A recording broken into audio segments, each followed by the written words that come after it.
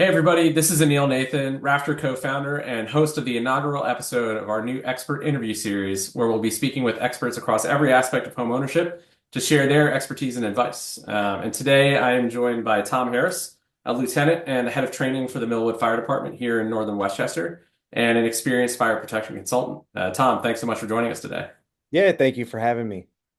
So maybe to start, would love to dig into your background a little bit. I mean, I know being a firefighter is definitely a family business, but it seems like you especially have an extensive kind of family history with the fire department. So would love to hear a little bit about that and how that influenced your decision to go on this pathway. Yeah, so I always grew up around the fire service. I come from a long background. Both my grandfathers, my dad's and my mom's side, both firefighters. My dad, my uncle, my cousin, myself. So got a pretty extensive history here in the fire service. Very cool. And how I know obviously you are separately from being a volunteer firefighter, you're also a fire protection consultant. Can you tell us a little bit about what that means and what you do and how you got into that as part of your overall journey?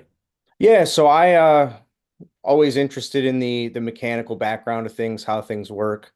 So a logical progression from starting out in the fire service as a 16-year-old back home. It was going to college for fire protection engineering. I got my 4-year degree from the University of New Haven in fire protection engineering. Uh, was a career firefighter for a little while, but then decided to make a career move after an injury. Uh, Started down in New York City, which is where my wife was from, so I moved down that way. Started out with a fire protection installation company. Did a lot of fire protection design, sprinkler systems, standpipe systems for the most part down in New York City. Got the great experience to work on a ton of pretty huge projects, pretty high profile projects. Just the ins and outs of all the different nuances of sprinkler system installation, design, things like that, how to make things work in the field. Then I ended up going over to NFPA, work in the fire protection engineering systems, fire alarm systems, electrical systems division. Got the chance to work on a ton of different codes and standards relating to fire protection systems. And then I ended up making a move over to a private consulting company just about a year ago, doing a lot of the same thing, similar things, but also working on some new and exciting projects, battery energy storage systems, solar, all over the place, really. So, Very cool. So I mean it is fairly safe to say that you live, sleep, eat, and breathe this world of things. yeah, definitely. And pa passion is not short for this topic, which is great because and one of the reasons I was so excited to talk to you about this is because at Rafter our kind of philosophy on homeownership revolves very heavily around taking a proactive approach to taking care of your home, right? And what's more important in taking care of your home than safety and in particular fire safety, right? Because we're talking about not just the risk of, an appliance breaking or even, potentially having a catastrophic flooding situation in your basement. We're talking about the actual safety of the inhabitants of the home, your family. And so we always start every homeowner with a set of safety checks that include looking at the fire extinguishers in the home, testing smoke and carbon dioxide detectors, testing the GFCIs, cleaning the dryer vent, like at least doing some of those foundational pieces of the equation. But would love to hear from you, from your perspective, right? Knowing this space, having spent so much time in the fire protection world, like why is it so important to be intentional and proactive about fire prevention, right? Yeah, so what's more important about fire prevention, fire safety in general, is really knowing that there's just a few key things that you can do that make you a lot safer as far as your home goes. While a lot of my experience is in commercial uh, and then high-rise sort of large-scale rental buildings, not all of that really applies to the normal homeowner, but some of the basic things are really important. So, one thing I would say really important about that is just during an emergency, you don't really know when that's going to happen. So, It's if you're prepared in advance, it's really important to kind of know your house because when you get hit in the mouth, so to speak, if it's late at night, early morning, you're asleep. And then obviously if it's a real emergency, smoky fire equals heat. So things like that. It's really disorienting. If your smoke alarm system works or if something else is going on in your house, it's going to also be really loud. If the fire department is there, they're going to be really loud trying to get you out and make sure you're safe if you haven't already gotten yourself out. So it's very disorienting. You want to make sure that you already have a plan in advance because knowing that is really something that can help you out in that situation. It's a really great, like, I think, piece of advice, and I would probably imagine most homeowners have never taken the time. I mean, obviously busy with a lot of things, right? But the concept of developing a game plan for when a fire emergency happens and communicating that to their family members that everybody understands what to do. I mean, are there any, like, what's the best way to think about that? How does somebody get started in developing a plan? Are there resources that are helpful to reference? Yeah, what would you recommend? Yeah, so I believe actually that NFPA, National Fire Protection Association, actually has some very good home resources for you. If you look on their website and do a search just for home safety initiatives, I think they have a pretty good resource around home fire escape planning, things like that. Great. And yeah, we can link that as part of kind of this post so that people can reference. Anything else from so developing a plan, obviously incredibly important in terms of when an emergency happens and just being prepared. Are there any other things that you have seen homeowners kind of neglect or just not be aware of needing to do, which can prevent kind of fires from happening in the first place? Yeah, so there's a few key data points that people talk about in regards to fire safety. A couple of the big things are your dryer vent. You want to make sure that's cleaned out. Uh, just because lint is so incredibly flammable, if something does go wrong with your dryer, if you're not home or if you are home and you're asleep, your dryer lint can catch on fire pretty easily, and your dryer vent typically runs out through the walls of your house. So if something happens there, it heats up, it can get in the walls and it can spread pretty rapidly. And it also creates a lot of smoke, so it can be very disorienting to you. Another thing I would say is making sure that you have your smoke detectors, your carbon monoxide detectors. Make sure that you check those uh, whether you have an interconnected system that's plugged in or a Wi-Fi system that they all talk to each other, or if you just have separate detectors, you want to make sure that those work because if they do go off, that's a benefit to you. Hopefully they go off early in an emergency. A lot of the things we find is that if there is a fire, if there's a fire with the loss of life or a significant injury, a lot of times those alarms they were either disconnected or they were dead or they weren't working. So you Yeah. want to make sure that you check those on a regular basis. I usually recommend when you change your clocks forward and backward every year for daylight savings. That's a good time twice a year to check those at the very minimum. Yeah, that's a great kind of reminder thing to attach the reminder to in some sense. And one other thing I do want to mention, heating appliances in your house, whether that's I'm talking about space heaters, any other type of heater, candles, open flames, fireplaces, things like that. You want to make sure that like if you have a fireplace, you want to make sure you get your chimney checked and cleaned, your fireplace checked. You want to make sure that your heater is working properly, your boiler, your furnace. You want to make sure that thing, if you have fuel fired appliances, you want to make sure those are checked, maintained, working properly, because we do go to a lot of incidents where those have malfunction and there's a lot of smoke, uh, sometimes fire, but also can cause a big problem. And then candles, open flames anywhere really. Those cause a lot of problems if you leave them unattended, you let them burn out. Sometimes the candle holder can explode due to the glass heating up.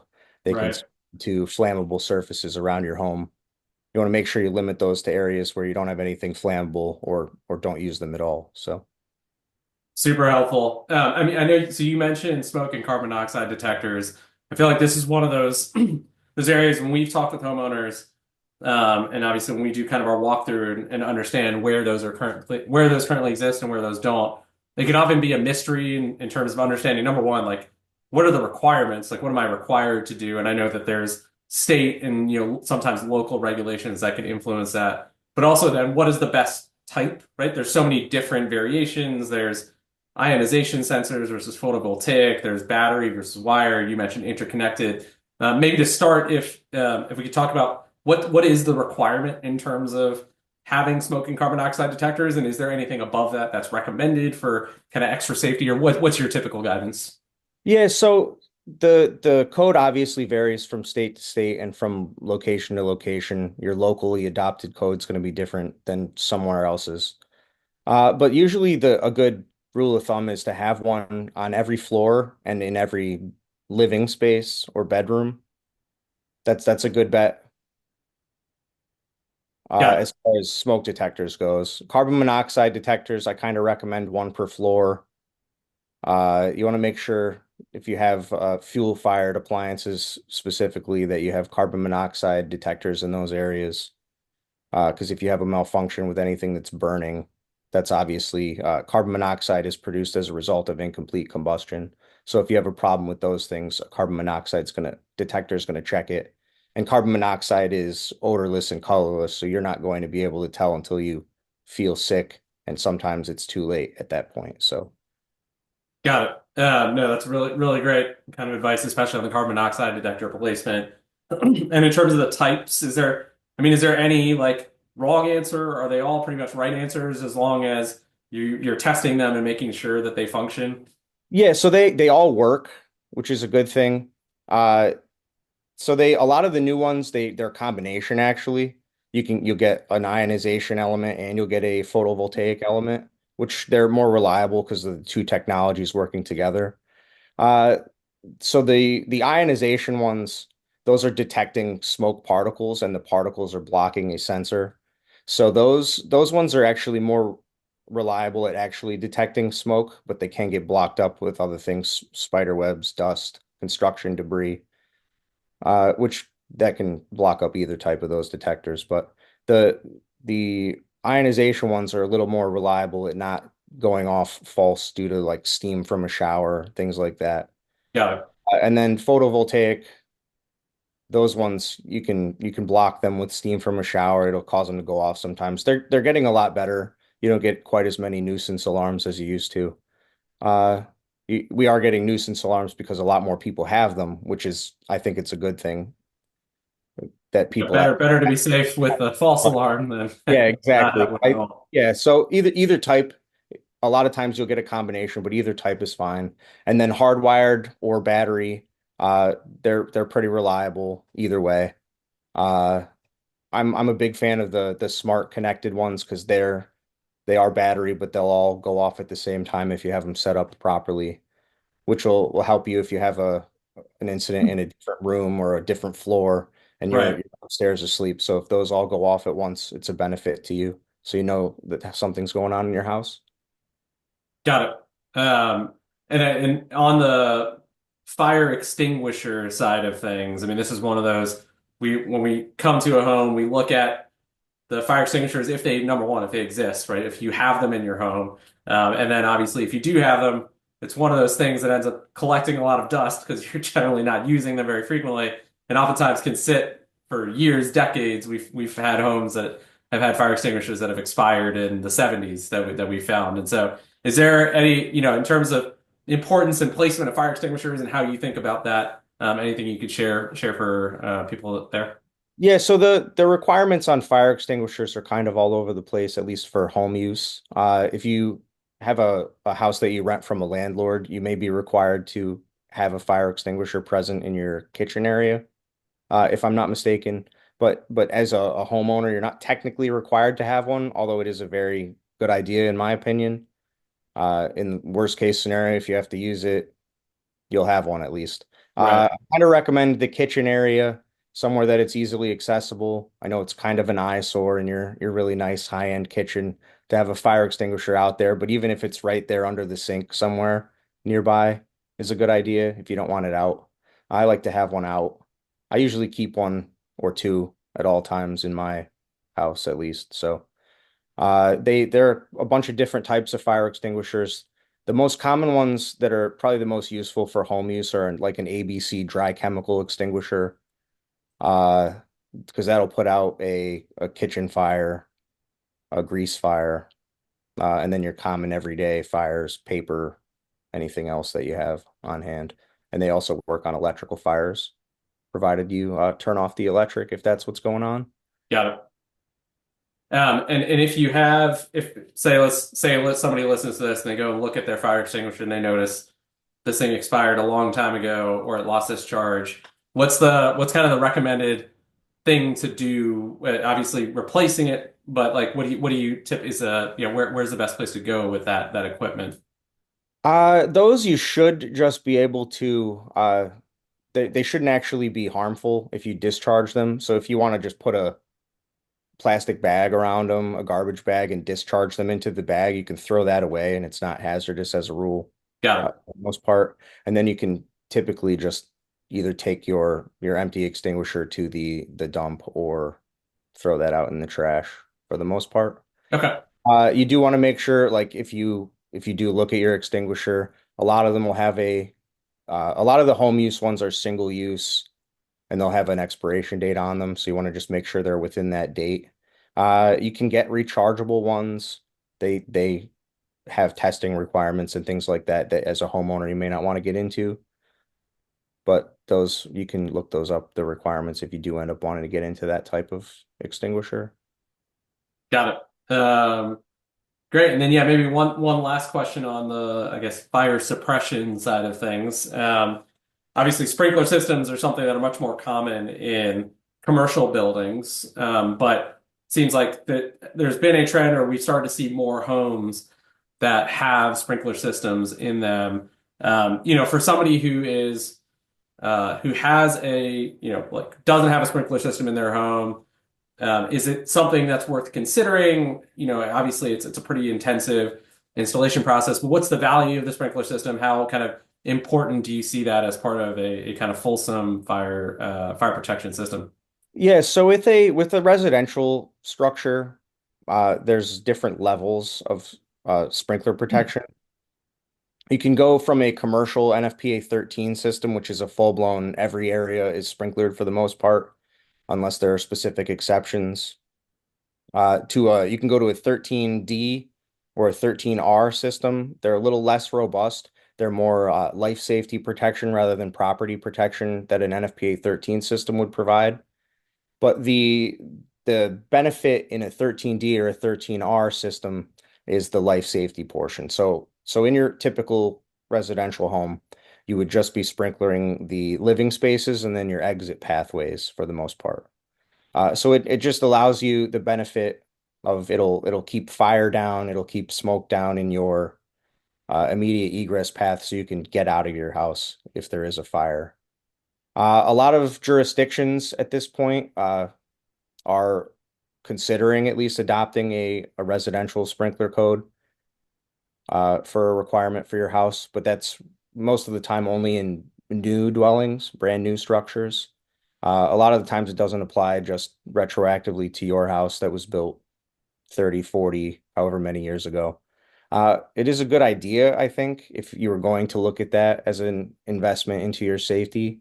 Uh, they can typically be retrofitted fairly easily. There's a bunch of different options as far as installation. It is going to obviously cost you some money, but I think if you can afford it, it's worth it as far as safety for you and your family. Great. Yeah, really, really helpful advice on something that, again, most people probably aren't thinking about or exposed to. But when we're talking about safety, it's important to know all your options and all the considerations. Well, perfect. Maybe one parting question for you. I mean, if you have any like broad advice or guidance or just kind of messages that you wish or kind of wanted to pass along to homeowners in the area about fire protection and safety, anything else that you would share? Yeah, so I think just briefly, you want to make sure that you kind of know what's going on at your house. You want to just be aware of what you have going on in your house.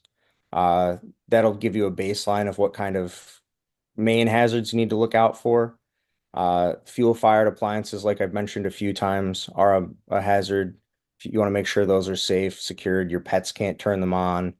Your children can't automatic or accidentally turn them on. You can't accidentally turn them on. Don't store anything in like your oven. Don't store anything on top of it. Candle safety, like I mentioned, is a big one. Make sure you're doing that in a safe manner if you're using those. Uh, just making sure that you have your chimneys, fireplaces, dryer vents cleaned out annually. Make sure you're having all that equipment checked because it does produce heat and burn fuel. So I want to make sure that's safe. Make sure your detectors and things like that are in order. Fire extinguishers. You just kind of want to make sure that those key things that you need in an emergency are going to work for you, that they're maintained, and that they are going to help keep you safe in an emergency. Awesome. Yeah. Long list, but an important list of really important things to kind of be aware of and be proactive and intentional about because as everything we've been talking about, right? This is about as important as it gets. Thank you so much, Tom, for making the time to chat and really appreciate the guidance and expertise. Yeah, thank you for having me. I appreciate it.